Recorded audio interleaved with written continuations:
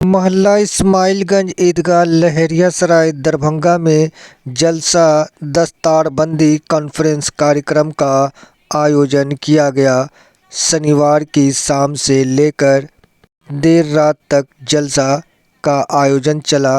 وہیں دستار بندی کانفرنس کاریکرم میں کئی حافظ قرآن کے طالب علم کو دستار بندی سے نوازا گیا۔ تو یہ تصویر ہے دربھنگا شہر کے لہریہ سرائے اسماعیل گنج عیدگاہ سے، جہاں دستار بندی کانفرنس کے موقع پر بھاری سنکھیا میں مولانا اور علماؤں کے ساتھ ساتھ لوگوں کی بھیڑ جٹی۔ دربھنگا شہر کے الگ الگ جگہوں سے لوگ پہنچے ہوئے تھے۔ جلسہ دستار بندی کانفرنس کا شروعات کیا گیا تلاوت قرآن سے اور نعتیہ کلام سے۔ ہمارے چینل کو لائک اور سبسکرائب ضرور کریں گے۔ یہ تصویر ہے دستار بندی اسماعیل گنج عیدگاہ سے۔ الشیطان الرجیم بسم اللہ الرحمن الرحیم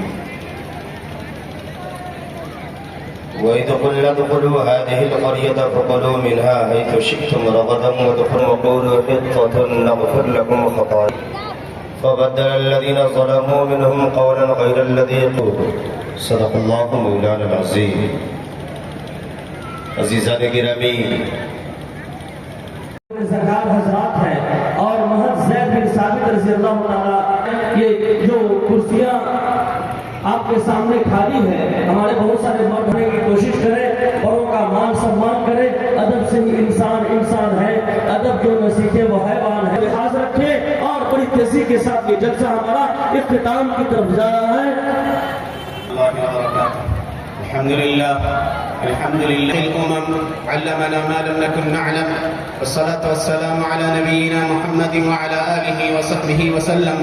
أما بعد فإن أصدق الحديث كتاب الله وخير الهدي شر الأمور محدثاتها وكل کی زبانی سماعت کر لی ہے اور جو حالات اعضاء کے تحت گفتگو ہونی چاہیے تھی وہ بھی کہ جتنی دیر سے آپ حضرات اس صحن میں بیٹھے ہیں، جتنی باتیں آپ کے گوش گزار کی گئی، اسے عملی جامہ پہنانے کی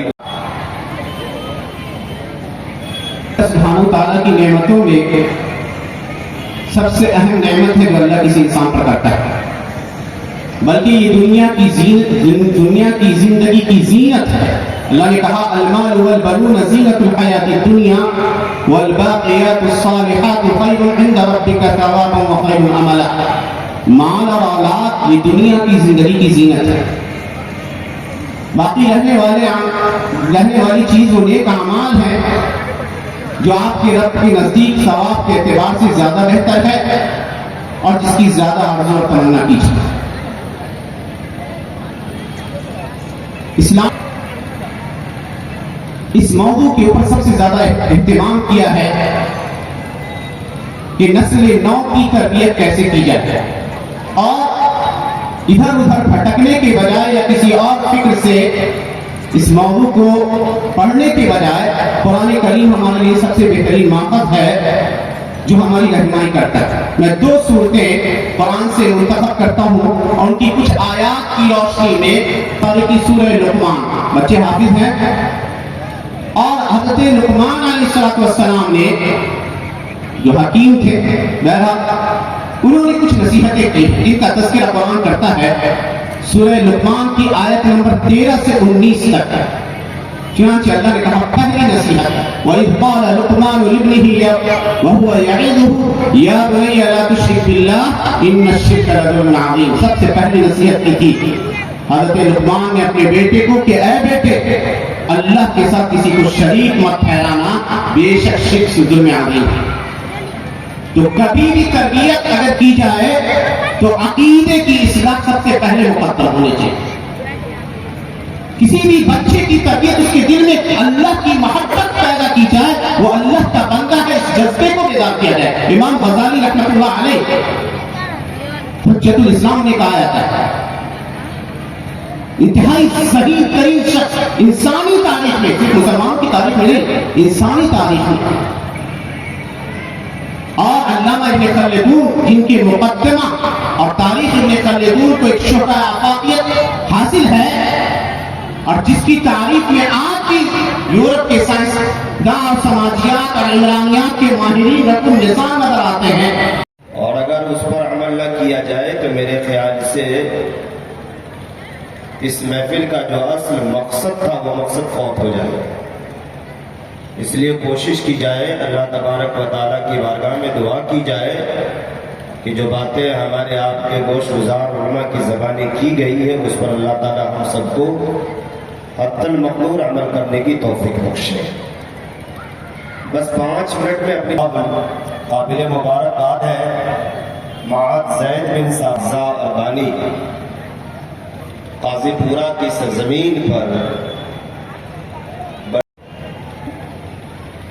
اچھا نتیجہ اللہ تبارک و تعالیٰ ان کے اس اولادی فکر و عمل کو دن بدن ترقی اور عروج عطا فرمائے اور ہماری آپ کی گاہے بگاہے تعاون میں ان کی حوصلہ افزائی بھی ہو سکے. اگر ارشاد فرمایا اس کا پورا ہوگی سے معاذر سماعت کرے. بنی اسرائیل نے وقت کافی ہو چکا ہے,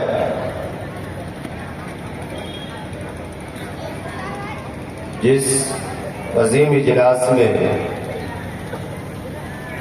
جس مقصد وہ آپ نے معاذ اور حتتن کہتے رہو, قولوا حتتن, جس کا معنی اللہ ہمارے گناہ معاف اور دروازے سے داخل. 3 چیزیں تھی صرف معاذ پیش کرتا ہوں. بنی اسرائیلیوں کو جو حکم دیا گیا بنی اسرائیلیوں نے اس حکم کو نہیں مانا اور اس کا الٹا کیا. حکم تھا سجدہ کرتے ہوئے داخل ہو, یہ لوگ سجدہ کرتے ہوئے داخل نہیں ہوئے, سرین کے بندہ کرتے اور دروازے سے داخل نہیں ہوئے, کچھ جب یہ دیوار چھلانگ لگا کر یہ کھڑکیوں سے داخل ہوئے. اور حتتن کے کہنے کے بجائے تفسیر کی کتاب میں آتا ہے کہ لوگوں نے کہا تھا اپنی زبان سے حبۃ فی شعرۃ, بالی میں ڈالا, اور یہ جملہ ان کا بطور مزاح کے تھا. اللہ تبارک و تعالیٰ کو یہ چیزیں ناپسند ہیں جس کے نتیجے میں اللہ تبارک و تعالیٰ نے ان کے اوپر عذاب نازل فرمایا. بڑی توجہ کے ساتھ سننے کی ضرورت ہے. اللہ کا حکم نہیں مانا تو رجزا من السماء, آسمان سے عذاب اترا. اور حتتن کہنے کا حکم تھا, ان لوگوں نے کیا کہا حبۃ فی شعرۃ, اللہ کے جملے کو کلمے کو بدل دیا.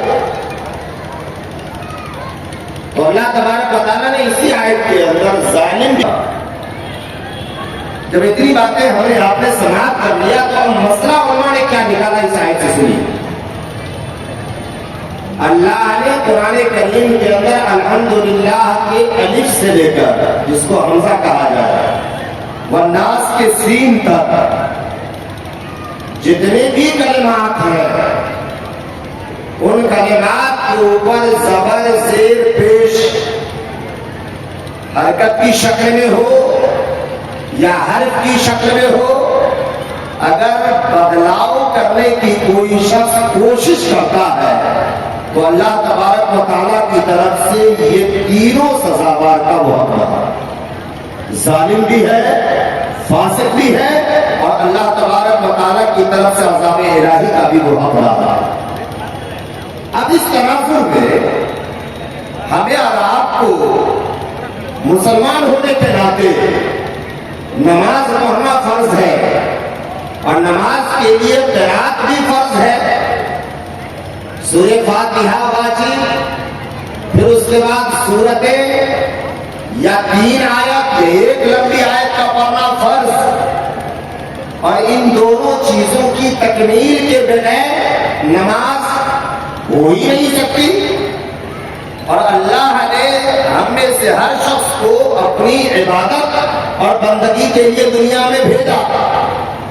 اب اس کی بندگی کو پورا کرنے کے لیے اس کی نازل کردہ کتاب کو ہو من وعن جیسے لکھا ہے جس طریقے سے اس کو پڑھنے کا ہمیں اور آپ کو حضور نبی احمد صلی اللہ علیہ وسلم نے حکم دے رکھا ہے، اس کے جو اصول ضابطے اور قاعدے کتابوں کے اندر درج ہے اس کے مطابق اگر نہیں پڑھتے ہیں تو یقینی طور پر پڑھنے والا بھی گنہگار اور سننے والا بھی گنہگار.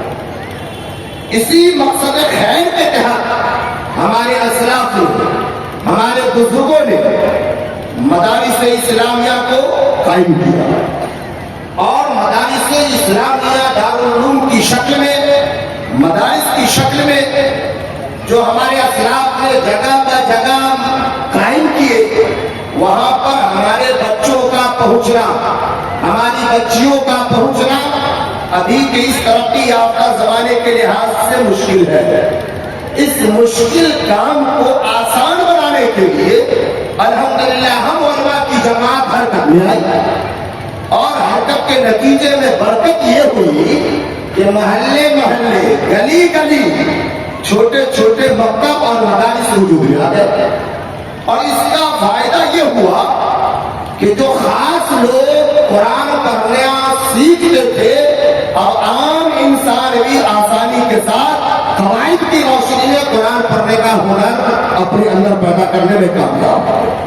اسی وقت مدارس ہو یا مکاتب ہو، ان چیزوں کا قیام عمل میں آیا. لہذا ہماری دینی اور ملی فریضہ یہ ہے اس کو ہمارا مضبوط طریقے سے قوت بخشنے کی کوشش کریں اور شانہ بشانہ کھڑے ہو کر ہر اعتبار سے ایسے لوگوں کی حوصلہ افزائی کریں. اس میں اللہ تبارک و تعالیٰ ہم سے دنیا میں بھی راضی ہوگا اور مرنے کے بعد آخرت کے اندر بھی بہترین اس کا ثمر اور پھل عطا فرمائے گا. وآخر دعوانا ان الحمدللہ رب العالمین. السلام علیکم. غزالی نے کہا، غزالی نہیں غزالی. بہرحال امام غزالی نے احیاء علوم الدین میں لکھا ہے کہ سب سے پہلا یا سب سے پہلی بنیاد جس کے اوپر کسی بچے کی تربیت کی جائے اس کے دل میں اللہ کی محبت کے جذبے کو بٹھا دیا جائے. ارتداد پہ باتیں آتی ہیں. اس مجلس میں کچھ باتیں تربیت اولاد کے موضوع